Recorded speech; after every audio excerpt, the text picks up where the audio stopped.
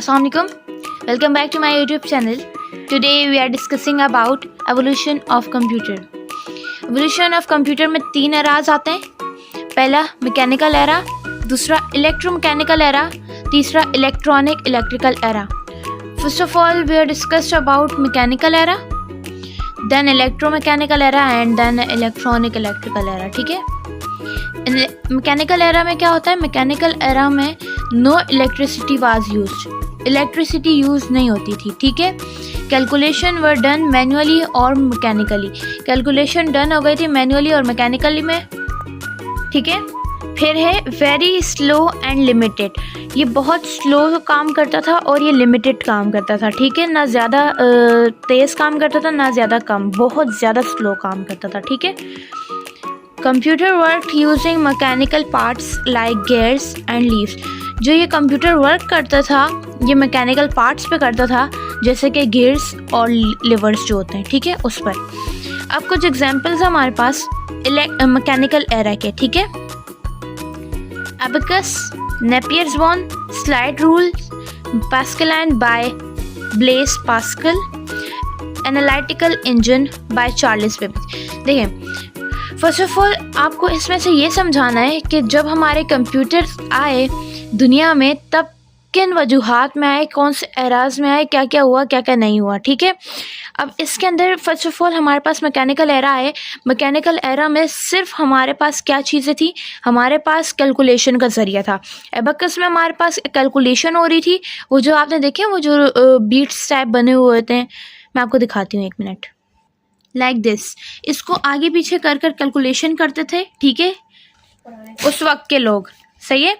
फिर हमारे पास आया नेपियर्स बॉन. नेपियर्स बॉन कुछ ऐसा होता था, वो वुड से बना था, बॉन से बना था और रूट से बना था. ठीक है. तो इसके ये मतलब ऊपर नीचे होता था, तो ये अच्छा वो इस कैलकुलेशन करता था, लेकिन इसमें सिर्फ मल्टीप्लिकेशन और डिवीजन ही होता था.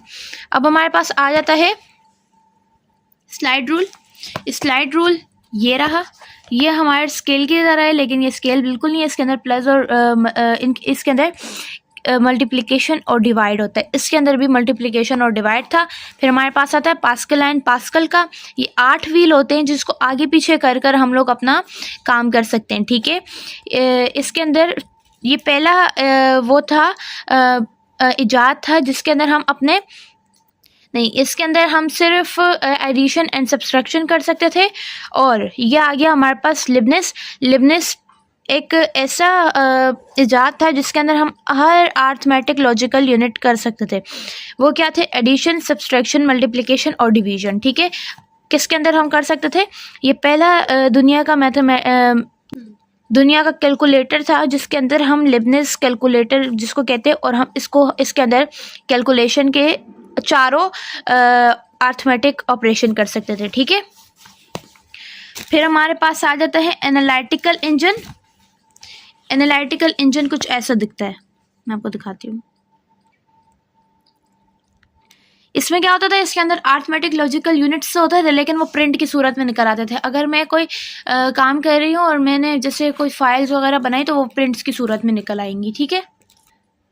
तो ये था हमारा मैकेनिकल एरा. सही है. अब हम जाते हैं इलेक्ट्रोमैकेनिकल एरा पर. अब आ गया हमारा इलेक्ट्रोमैकेनिकल एरा जो 19,000 से 1945 पे ईजाद हुआ था. ठीक है. इसके अंदर थोड़ी थोड़ी इलेक्ट्रिसिटी थी. मैकेनिकल एरा में बिल्कुल भी इलेक्ट्रिसिटी नहीं थी. इसके अंदर थोड़ी थोड़ी इलेक्ट्रिसिटी आ गई थी उस वक्त. ठीक है. यूज़ होता था both electricity and mechanical parts से. इलेक्ट्रिसिटी और मैकेनिकल पार्ट से यूज़ होता था. Electricity powered the machine but calculation are use moving parts. Electricity powered होती थी मशीन से, लेकिन कैलकुलेशन होती थी पार्ट्स से. किसके पार्ट से? मैकेनिकल के पार्ट से. ठीक है. Faster than mechanical computer. ये फास्ट था मैकेनिकल कंप्यूटर से. ठीक है. अब इसकी कुछ एग्जांपल्स हैं. Tabulating machine, Harvard mark 1 relay based computer. मैं आपको अब टेबुलेटिंग मशीन दिखाती हूँ. ये रही हमारे पास टेबुलेटिंग मशीन. ये बिल्कुल देखें कंप्यूटर की तरह लग रही है, लेकिन ये कंप्यूटर नहीं है, ये टेबुलेटिंग मशीन है. ठीक है. अब हम बात करेंगे इलेक्ट्रॉनिक इलेक्ट्रिकल एरा की, जो 1945 से अभी तक चल रहा है, ठीक है।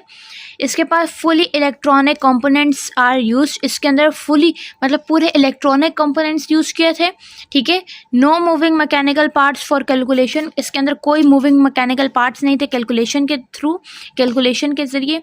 और very fast, accurate and reliable, ये वेरी फास्ट था, एक्यूरेट था और रिलायबल था, ठीक है। इसकी कुछ एग्जांपल्स हैं। वैक्यूम ट्यूब जो फर्स्ट जनरेशन है, ट्रांजिस्टर सेकंड जनरेशन है, इंटीग्रेटेड सर्किट थर्ड जनरेशन है, माइक्रो प्रोसेसर फोर्थ जनरेशन है, और एआई यानी आर्टिफिशियल इंटेलिजेंस 5 जनरेशन है। और अगर आपसे कोई सवाल कर ले कि हम लोग कौन सी जनरेशन यूज़ करते हैं, तो अगर आपसे कोई पूछ ले हम कौन सी जनरेशन यूज़ करते हैं, हम एआई यूज़ करते हैं, यानी आर्टिफिशियल इंटेलिजेंस यूज़ करते हैं, ठीक है। अब मैं आपको इनकी तस्वीर सिखा देती हूँ, पिक्चर सिखा देती हूँ वैक्यूम ट्यूब की। ये रहा हमारे पास वैक्यूम ट्यूब, ये ट्यूब लाइट्स की तरह होता है, ठीक है, लेकिन ये बहुत बड़ा था साइज़ में। देन हमारे पास आया ट्रांजिस्टर, देन हमारे पास आया integrated circuit, micro processor, and सबसे एंड में हमारे पास आया एआई यानी आर्टिफिशियल इंटेलिजेंस। सही है। तो ये थी मेरी आज की वीडियो। होप सो आपको अच्छी लगी हो तो लाइक कीजिएगा,